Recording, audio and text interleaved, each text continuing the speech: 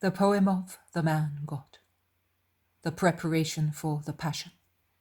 Chapter 547. In Jerusalem and in the temple after the resurrection of Lazarus. 27th of December, 1946. If the news of the death of Lazarus had shaken and agitated Jerusalem and a large part of Judea, the news of his resurrection ended by shaking and penetrating, also where the news of the death had not caused any excitement. Perhaps the few Pharisees and scribes, that is, the member of the Sanhedrin present at the resurrection, did not mention it to the people, but the Judeans certainly have spoken about it, and the news has spread in a flash, and the voices of women repeated from house to house, from terrace to terrace, while the common people propagated in the streets with great jubilation for Jesus' triumph and for Lazarus. People fill the streets, running here and there, thinking they are the first to give the news, but they are disappointed because it is already known in Ophel, as well as in Bethsaida, in Zion as at the Sixtus Market. It is known in synagogues, in warehouses, in the temple and in Herod's palace. It is known at the Antonia, and from there, or vice versa, it spreads to the guard rooms at the gates. It fills mansions and hovels. The Rabbi of Nazareth has raised from the dead Lazarus of Bethany, who died the day before Friday and was buried before the beginning of the Sabbath, and he rose again today at the 6th hour. The Jewish acclamations to the Christ and to the Most High mingle with the various, by Jove, by Pollux, by Libitina, etc., of the Romans. The only ones I do not see among the crowds talking in the streets are the members of the Sanhedrin. I do not see even one of them, whereas I see Cusa and Manaen come out from a stately mansion, and I hear Cusa say, "Wonderful! Wonderful! I sent word to Johanna at once. He is really God." And Manaen replies to him, "Herod, who came from Jericho to pay his respects to the chief, Pontius Pilate, seems to have gone mad in his palace. While Herodias is frantic and she presses him to have the Christ arrested, she trembles, dreading his power. He is torn with remorse. With chattering teeth, he tells his devoted followers to defend him from ghosts. He got drunk to muster up courage, and the wine eddying in his head makes him see phantasms. He shouts, saying that the Christ has raised also John, who is now yelling God's maledictions close to him. I ran away from that Gehenna. I was content with saying to him, Lazarus has been raised from the dead by Jesus the Nazarene. Mind you, do not touch him, because he is God. I stimulate his fear, so that he may not yield to her murderous intents. On the contrary, I shall have to go there. I must go. But I wanted to call on Eliel and Elkanah first. They live in seclusion, but their opinions are always highly thought of in Israel, and Johanna is pleased that I honor them, and a good protection for you, that is true, but not so good as the master's love. That is the only protection that matters." Cusa does not reply. He is pensive. I lost sight of them. Joseph of Arimathea comes forward hurriedly from Bethsaida. He is stopped by a group of citizens who are still uncertain whether they should believe the news. They ask him, "It's true, very true. Lazarus has risen, and he has also been cured. I saw him with my own eyes." "So, he really is the Messiah?" "His deeds are such. His life is perfect. This is the right time. Satan fights him. Let each man conclude in his own heart Who is the Nazarene? Says Joseph wisely and fairly at the same time. He greets them and goes away. They continue to discuss and end up by saying, He is really the Messiah. There is a group of legionaries, and one of them says, I will go to Bethany tomorrow if I can. By Venus and Mars, the gods I prefer. I may travel all over the world, from the hot deserts to the icy German lands, but never again shall I find a man who comes to life again after being dead for days. I want to see what a man who comes back from death is like. He will be black with the water of the rivers of the beyond. If he was a virtuous man, he will be bluish after drinking the sky-blue water of the Elysian fields. There is not only the Styx there. He will tell us what the meadows of asphodels in Hades are like. I will come as well, if Pontius will allow us. Of course he will. He sent a messenger to Claudia at once, telling her to come. Claudia loves these things. I have heard her more than once converse with the other women and her Greek freedmen about souls and immortality. Claudia believes in the Nazarene. According to her, he is greater than any other man. Yes, but according to Valeria, he is more than a man. He is God, a kind of Jupiter and Apollo, with regard to power and handsomeness, they say, and wiser than Minerva. Have you seen him? I came here with Pontius, and it is the first time that I have been here, so I do not know. I think that you have arrived in time to see many things. Not long ago, Pontius was shouting as loud as Stentor, saying, Everything is to be changed here. They must understand that Rome is the ruler, and that they, all of them, are servants. And the greater they are, the more servile they are, because they are more dangerous. I think it was because of that tablet that Annas' servant talked to him. Of course, he will not listen to them, and he keeps shifting us, because he does not want us to be friendly with them. Friendly with them? Ha ha! With those big-nosed types, stinking like billy goats. Pontius suffers from the indigestion because he eats too much pork. If anything, we are friendly with some of the women who do not disdain the kisses of clean-shaven lips, says a mischievous one, laughing. It is a fact that after the unruliness at the Feast of the Tabernacles, he insisted in having all the troops changed, with the result that we have to go away. That is true. The arrival of the galley bringing Longinus and his century was already notified at Caesarea. New officers and new troops, and all because of those crocodiles of the temple. I liked this place.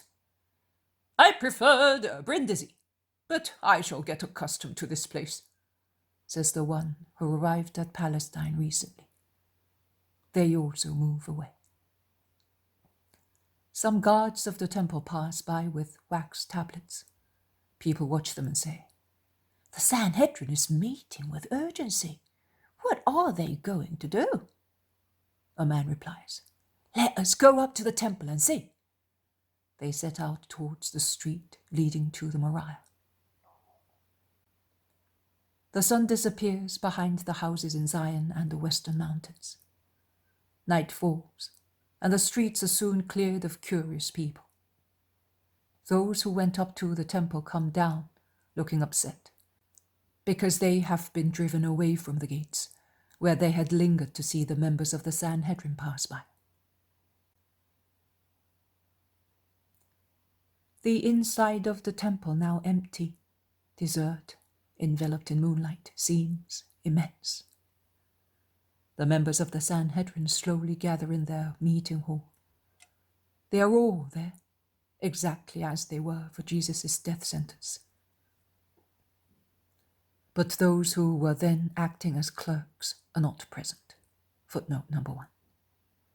Only the members of the Sanhedrin are there, some sitting in their places, some in groups near the doors.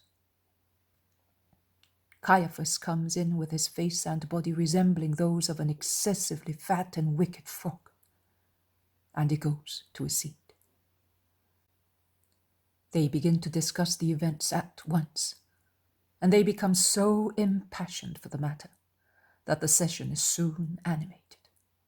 They leave their seats. They go down into the empty space, gesticulating and speaking in loud voices. Some counsel calm and circumspection before taking a decision. Others answer back. "But have you not heard those who came here after the 9th hour? If we lose the most important Judeans, what is the use of accumulating charges? The longer he lives, the less we shall be believed if we accuse him." And this fact cannot be denied. We cannot say to the many people who were there, "What you have seen is not true. It is a make-believe. You were drunk." The man was dead, putrid, decomposed. The corpse was placed in a closed sepulchre, and the sepulchre was properly walled up. The corpse had been enveloped in bandages and covered with balms for several days, and it was tied. And yet, it came out of its place. It came as far as the entrance by itself without walking. And when it was freed, the body was no longer dead. It breathed. There was no putrefaction, whereas before, when it was alive, it was covered in sores, and when it died, it was rotten. Have you heard the most influential Judeans, whom we urged to go there to have them completely on our side? They came and said to us, "As far as we are concerned, he is the Messiah." Almost every one of them has come, not to mention the people. And those cursed Romans full of nonsense, what about them? They say that he is Jupiter Maximus. And if they get that idea into their heads, they made us acquainted with their stories, and it was a curse. Cursed be those who wanted Hellenism among us, and out of flattery desecrated us with foreign usages. But it helps us to know people, and we know that the Romans are quick in demolishing and elevating by means of plots and coup d'etat. Now, if any one of these mad people goes into raptures over the Nazarene and proclaim him Caesar, and therefore divine, who will ever dare touch him? Certainly not. Who do you think would dream of doing that? They do not give a fig for him or for us. No matter how great is what he does, he is always a Jew as far as they are concerned. So nothing but a miserable wretch.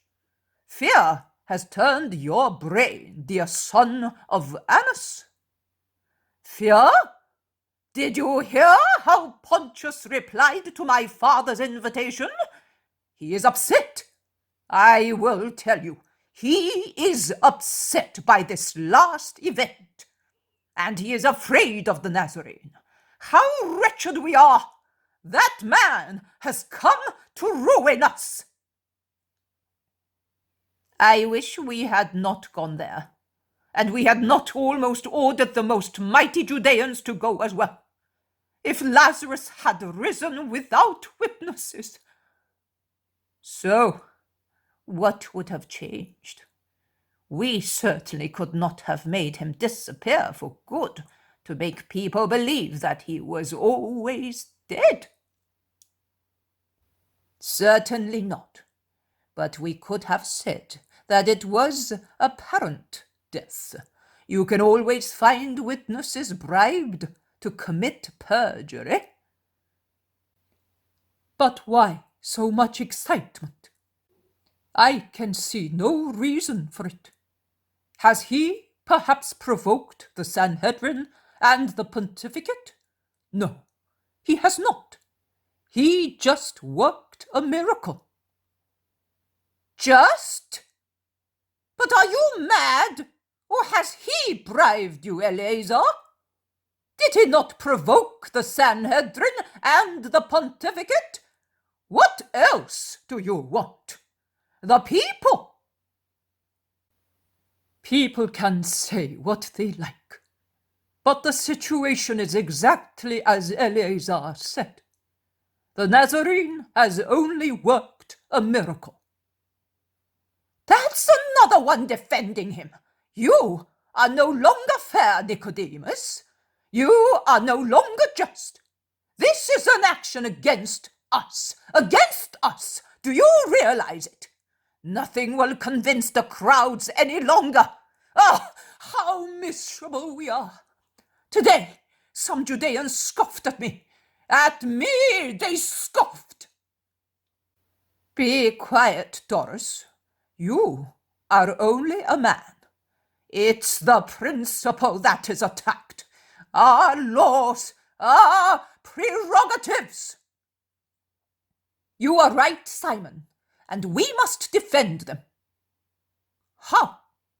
By offending and destroying his. That is easily said, Sadok. But how can you destroy them if with your own power you cannot even make a midge come to life again? What is required here is a miracle greater than his, but none of us can work it because... The speaker cannot explain why. Joseph of Arimathea completes the sentence. Because we are just men, only men. They rush upon him, asking, And what is he then? Joseph of Arimathea replies without hesitation.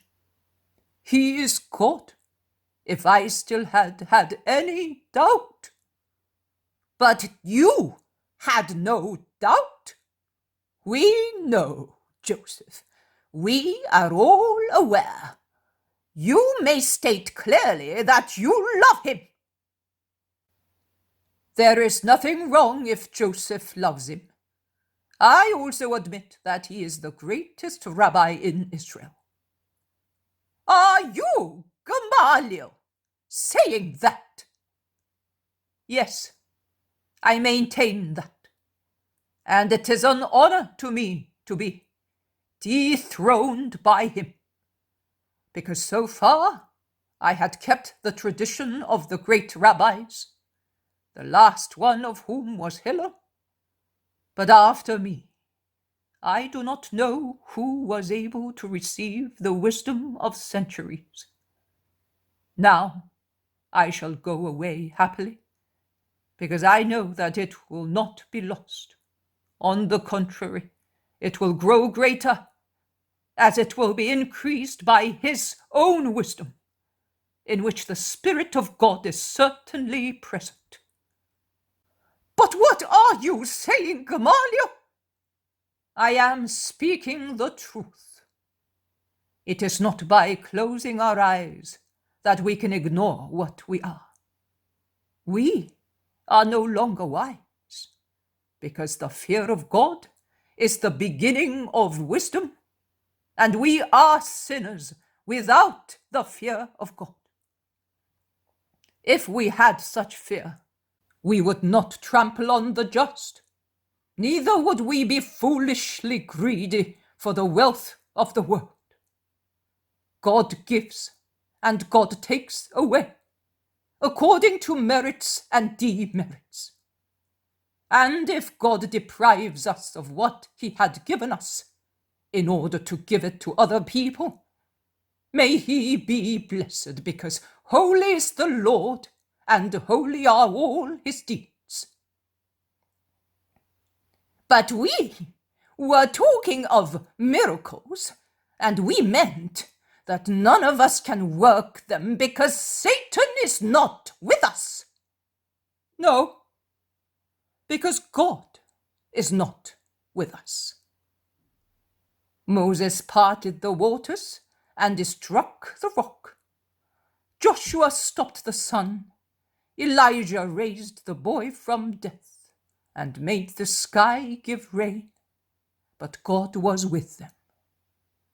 I remind you that there are 6 things that God hates, and the 7th he abhors: a haughty look, a lying tongue, hands that shed innocent blood, a heart that weaves wicked plots, feet that hurry to evil, a false witness who lies, and he who sows dissension among brothers. We do all these things. I say we, but you only do them, because I refrain from shouting Hosanna and from crying anathema. I am waiting. For the sign, of course. You are waiting for the sign.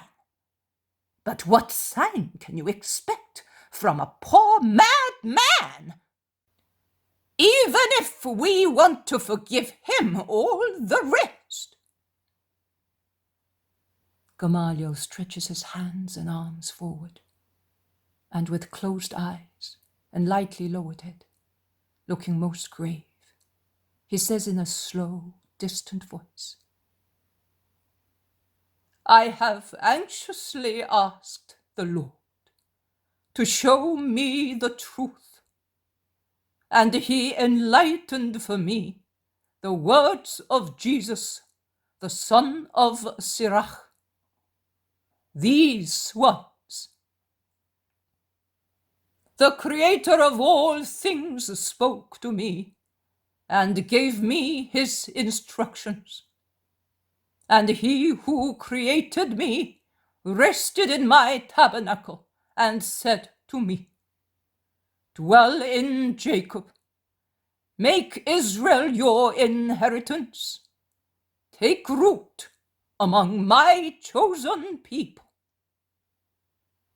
And he enlightened also the following words, and I have acknowledged them. Approach me, you who desire me, and take your fill of my fruits, because my spirit is sweeter than honey, and my inheritance is sweeter than the honeycomb. The memories of me will last forever. They who eat me will hunger for more. They who drink me will thirst for more. Whoever listens to me will never have to blush. Whoever works for me will never sin. Whoever explains me will have eternal life. And the light of God became brighter in my spirit while my eyes were reading these words. All these things are contained in the book of life, the will of the Most High, the doctrine of truth. God promised David that from him would descend the most powerful king, who is to sit on the throne of glory forever. His wisdom brims like the Pishon and the Tigris in the season of fruit. Like the Euphrates, he brims with intelligence. He rises like the Jordan at harvest time. He diffuses wisdom like light. He was the first to become perfectly aware of it. That is what God had enlightened for me. Alas, I say that the wisdom among us is too great to be understood by us, Neither can we contain a thought vaster than oceans, nor an advice deeper than the great abyss. And we hear him shout. Like an immense watercourse I gushed out of paradise, and I said, I am going to water my garden. And then my watercourse became a river, and the river a sea. Like dawn, I shed my doctrine on everybody, and I shall make it known to the remotest peoples. I shall descend into the lowest parts. I shall cast glances on those who are sleeping. I shall enlighten those who hope in the Lord. I shall pour out teaching like prophecy, and I shall leave it to those who seek wisdom. I shall not stop announcing it until the holy century. I have not toiled for myself alone, but for all who are seeking the truth. This is what God, the Most High God, made me read. And he lowers his arms and raises his head. So, according to you, he is the Messiah? Tell us. He is not the Messiah. He is not. Then what is he according to you? Not a demon, not an angel, not the Messiah. He is he who is. You are raving. Is he God?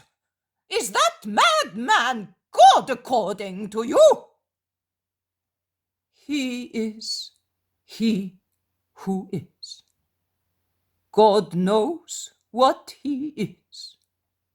We see his works. God sees also his thoughts. But he is not the Messiah, because Messiah to us means king. He is not and never will be king. But he is holy, and his works are those of a holy man. And we cannot threaten the innocent without committing sin. I will not assent to sin. But with your words, you have almost said that he is the expected one. I have said so. While the light of the Most High lasted, I saw him as such. Then, as the hand of the Lord no longer held me uplifted in his light, I became man again, the man of Israel.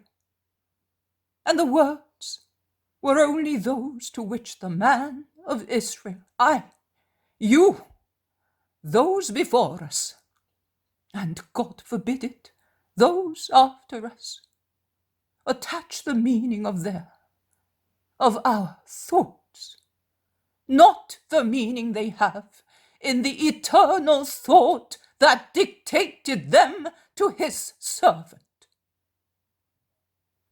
We are talking, digressing, wasting time.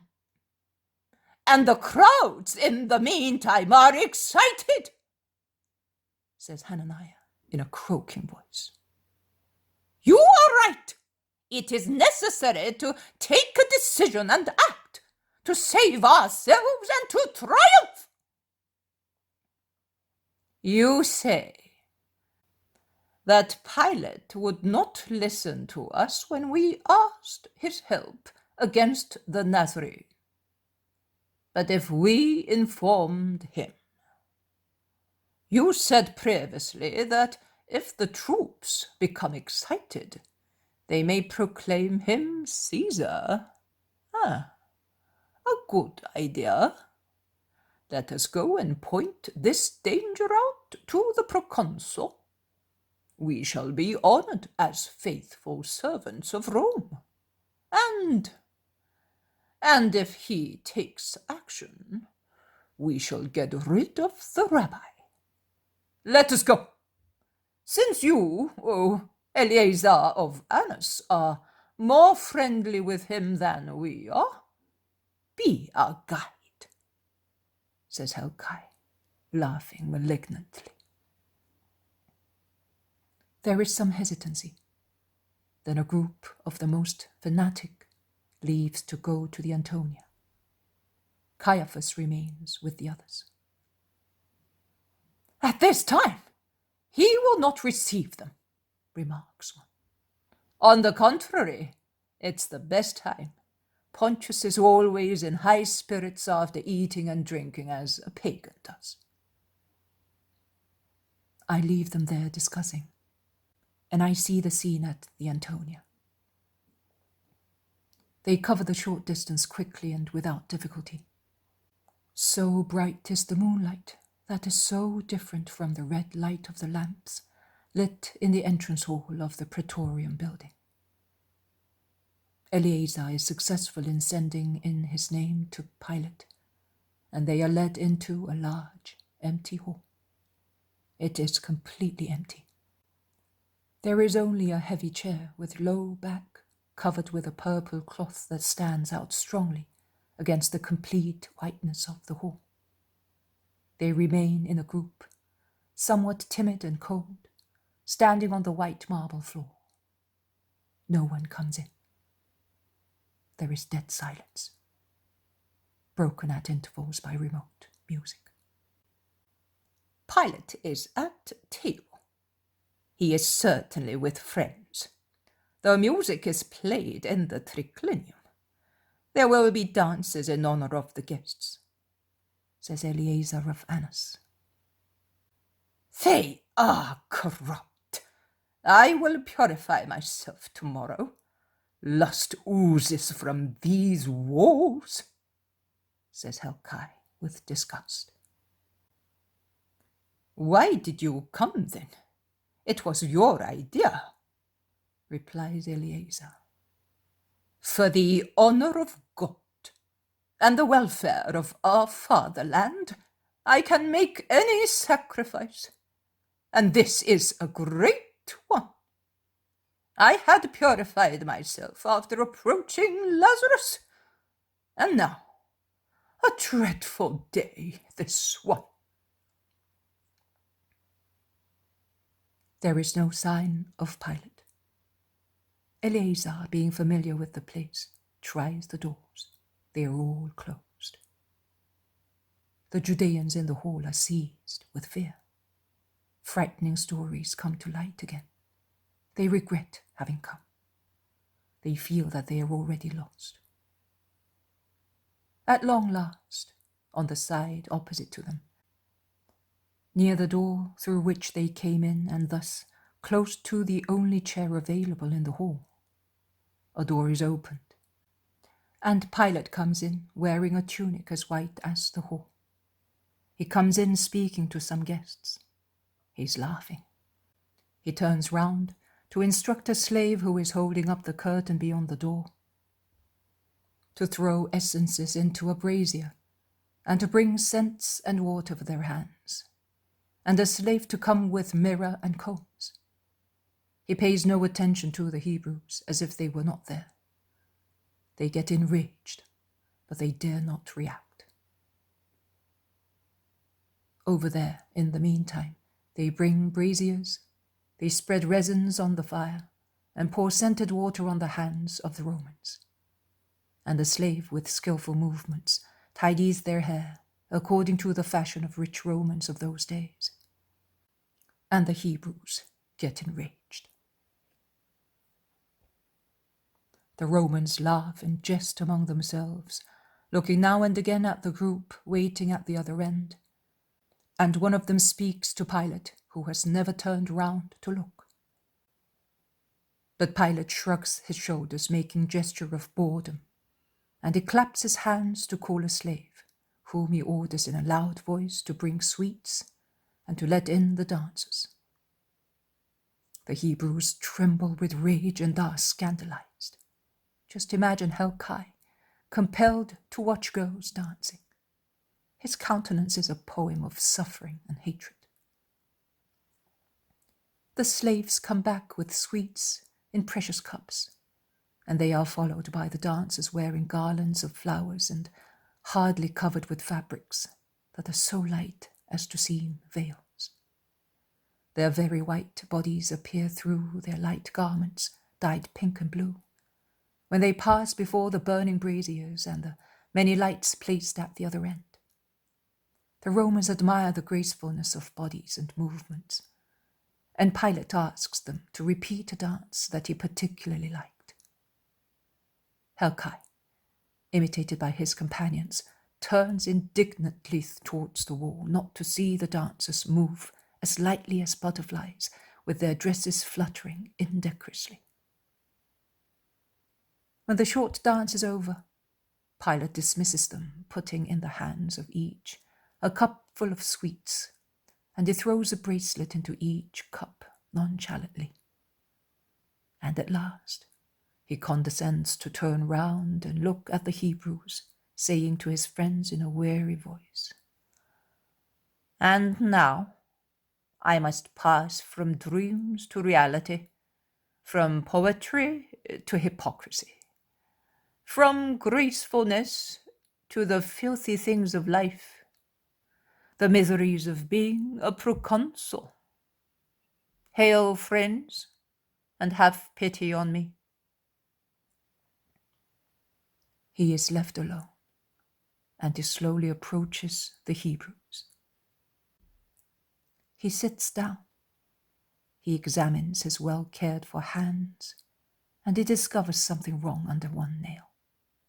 He attends to it anxiously, taking from under his tunic a tiny, thin, golden stick, with which he remedies the great damage of an imperfect nail. He is then so kind as to turn his head round slowly. He sneers, seeing the Hebrews still bowing servilely, and he says, "You, here, and be quick. I have no time to waste on trifles." The Hebrews approach Pilate in an attitude that is always servile, until he shouts, "That's enough! Do not come too close." And his words seem to nail them to the floor.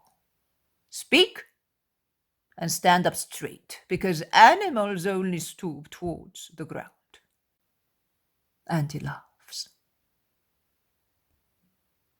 The Hebrews straighten themselves at the sneering words and remain stiff. "So, speak. You insisted on coming.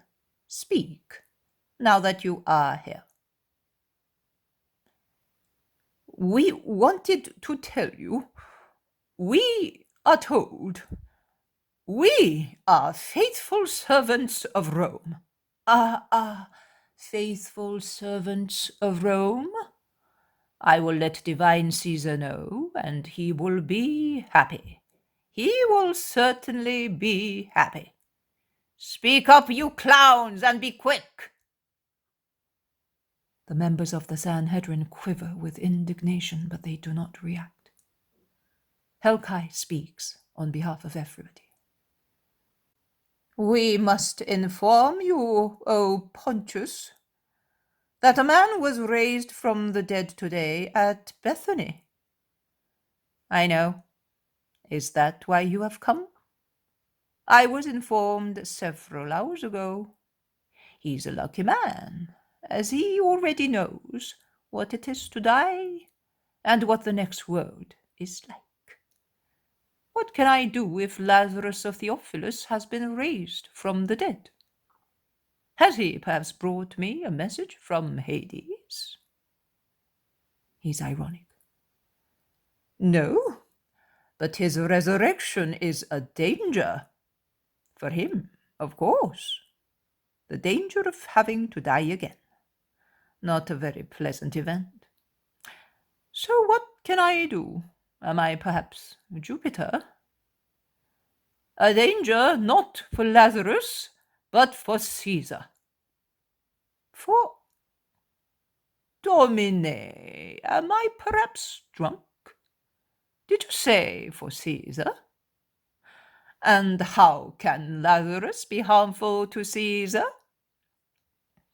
Are you afraid that the stench of the sepulchre may infect the air that the emperor breathes? Do not worry, he is too far away. No, not that. The fact is that Lazarus, by rising from the dead, may have the emperor dethroned. Dethroned? Aha! That's a bigger fib than the whole world. So you are drunk, not I. Perhaps the fright has deranged your minds? To see a man rise, I think it may upset one. Go to bed, and have a good rest, and a warm bath, a very warm one. It is very good against deliriums. We are not delirious, Pontius. We are telling you that unless you take a decision, you will go through a sad time. You will certainly be punished, if not killed, by the usurper. The Nazarene will soon be proclaimed king of the world. Do you understand? Your very legionaries will proclaim him. They have been enticed by the Nazarene, and today's event has elated them. What servant of Rome are you, if you do not take care of her peace? So, do you want to see the empire upset and divided because of your inertness? Do you want to see Rome defeated, the ensigns pulled down, the emperor killed, everything destroyed? Be silent. I will now speak. And I say to you, you are mad. You are even worse. You are liars. You are criminals. You deserve death. Get out of here, you filthy servants of your own interests, of your hatred, of your meanness. You are servants, not I. I am a Roman citizen, and Roman citizens are not subject to anybody. I am an imperial official, and I work for the welfare of our fatherland. You are our subjects. You are under our rule. You are the galley slaves tied to the benches, and you fret in vain. The lash of the chief is over you. The Nazarene. Would you like me to kill the Nazarene? Would you like me to put him in prison? By Jove, if for the safety of Rome and of the divine emperor I should imprison dangerous subjects or kill them here where I am the governor, I should leave free and alive the Nazarene and his followers, and them alone. Go away. Clear off and never come back here again. You riotous fellows, instigators, thieves and accomplices of thieves. I am well aware of all your maneuvers. You had better know that. And bear in mind that new weapons and fresh legionaries have served to discover your snares and your instruments. You complain of Roman taxes, but how much you have paid for Melchiah of Gilead and Jonah of Scythopolis and Philip of Shokok and John of Bethaven and Joseph of Rameth, and for all the others who will soon be caught. And do not go towards the caves in the valley, because there are more legionaries there than stones. And the law and galley are the same for everybody.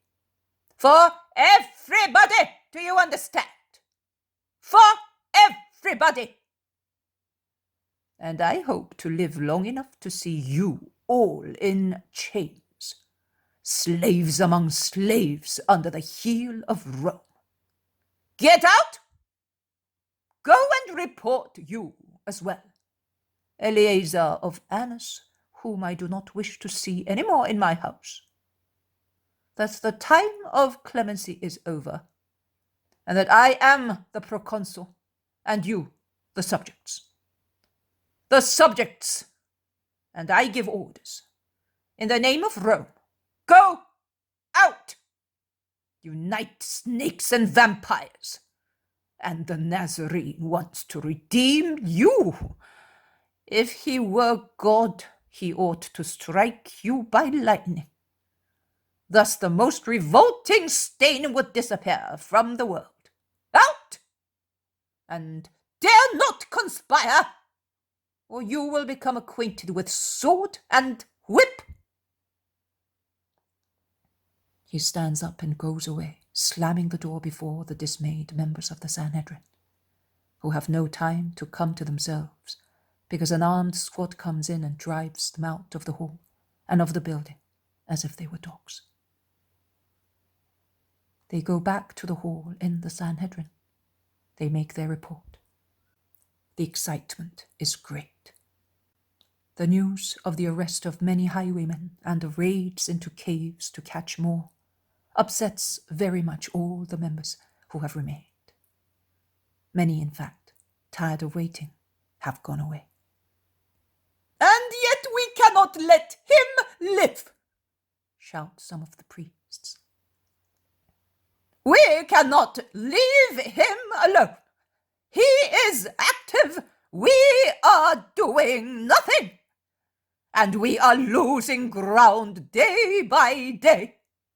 If we leave him free, he will continue to work miracles, and everybody will believe in him. And the Romans will end up by opposing us and destroying us all together. Pontius says so. But if the crowds should proclaim him king, Pontius will have to punish all of us. We must not allow that, shouts Zadok. All right, but how? The attempt by Roman law has failed. Pontius is sure of the Nazarene. The attempt through our law is impossible.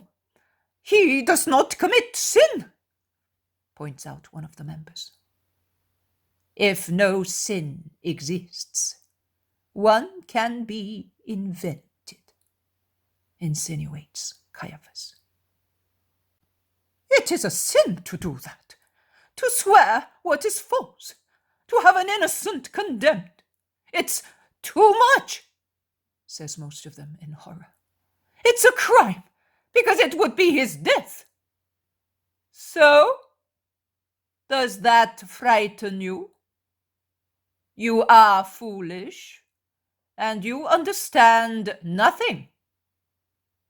After what happened, Jesus must die. Do you not consider that it is better for us if one man dies instead of many? So let him die to save his people, so that all our country may not perish. In any case, he says that he is the Savior. So let him sacrifice himself to save everybody, says Caiaphas, with disgusting, cold, sly hatred. But, Caiaphas, consider, I have spoken. The Spirit of the Lord is upon me, the high priest. Woe to those who do not respect the pontiff of Israel. the thunderbolts of the Lord upon them. We have waited enough. We have had enough flurry. I order and decree that whoever knows where the Nazarene is must come and inform us of the place, and anathema on those who will not obey my word. But Annas, says some objecting. Annas said to me, whatever you do will be holy. Let us close the meeting. We shall all be here on Friday between the 3rd and the 6th hour to decide what to do. All of us, I said. Inform those who are absent and ensure that all the heads of families and classes, all the cream of Israel, are summoned. The Sanhedrin has spoken. Go! And he is the first to withdraw to the place from which he came, whilst the others go in different directions, and they leave the temple, speaking in low voices while going home. Footnote number 1. The present chapter was written after the one describing Jesus being sentenced to death, and which is part of Volume 5.